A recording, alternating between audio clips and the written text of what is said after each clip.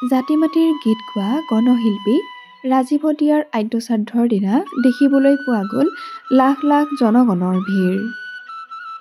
প্ৰয়াত গণশিল্পী ৰাজীৱ দিয়াৰ আদ্যশ্ৰাদ্ধৰ দিনা আগভাগ ল'লে লাখ লাখ জনগণে।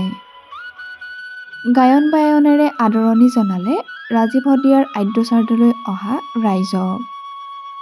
প্ৰয়াত শিল্পী ৰাজীৱ দিয়াৰ পত্নী উপাসনা বকলিয়ালে পুত্ৰক লৈ কৰিলে এক বৃহৎ ঘোষণা।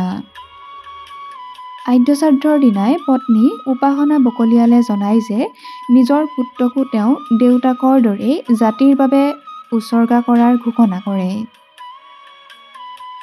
দেউতাকৰ দৰেই যে পুত্ৰও একেই সেই কথাও জনায় পত্নী উপাসনা বকলিয়ালে।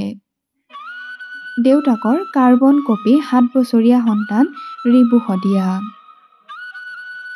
দেউতাকৰ দৰেই পুত্ৰকো জাতিৰ বাবে উচৰ্গা কৰাৰ কথা জনায় পত্নী উপাসনা বকলিয়ালে।